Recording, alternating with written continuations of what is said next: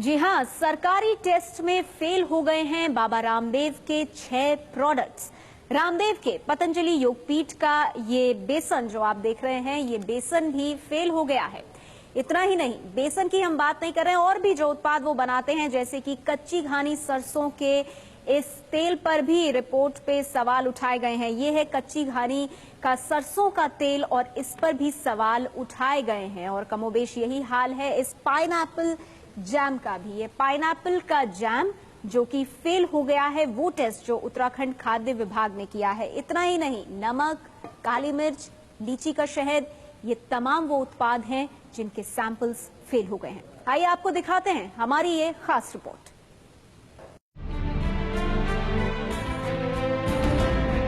योग से आयुर्वेद और आयुर्वेद से किराना तक बेचने लगे हैं बाबा रामदेव। लेकिन खाद्य विभाग की रिपोर्ट ने बाबा रामदेव के इस कारोबार के लिए परेशानी खड़ी कर दी है। हरिद्वार के डीएम सचिन कुर्वे के मुताबिक 16 अगस्त को सैंपल लिए गए थे और रुद्रपुर लैब में टेस्ट के बाद 6 चीजें नेगेटिव पाई गयी। जो चीजें खाद्य विभाग के पैमानों पर खरी नहीं उतरी वो है नमक, काली मिर्च और बेसन। सैंपल की जांच के बाद पाइनएप्पल के जैम को भी फेल करार दिया गया। बाबा रामदेव के ये प्रोडक्ट्स काफी मात्रा में बिकते हैं। हमारा देखते ही देखते काफी तादाद में लोग आए और उन्होंने ये प्रोडक्ट्स खरीदे।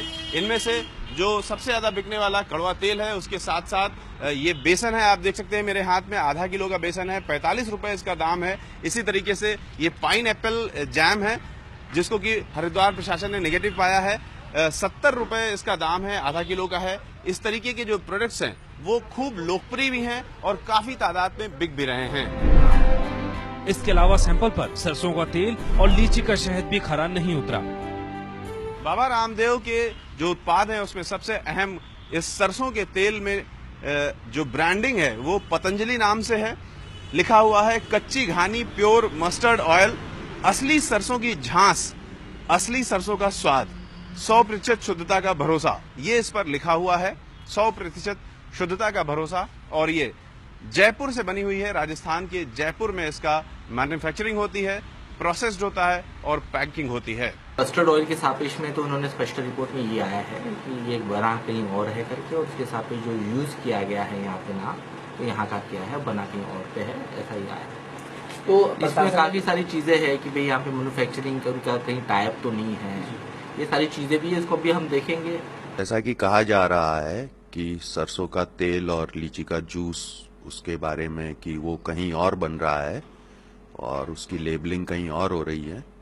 उसके संबंध में तो मैं ये कहना चाहूंगा कि जो हमारे देश में वर्तमान में कानून है, उन कानूनों के अनुसार हम लोग, कोई भी मैन्युफैक्चरर किसी प्रोडक्ट को कहीं बनाए तो उस मैन्युफैक्चरर का उस लेबल के ऊपर नाम होना चाहिए, और यदि कोई दूसरी एजेंसी उसे मार्केटिंग करे तो उसका भी नाम होना चाहिए, और पैक के ऊपर दोनों का नाम, एड्रेस और कॉन्टैक्ट डिटेल्स पूरी तरह होनी चाहिए।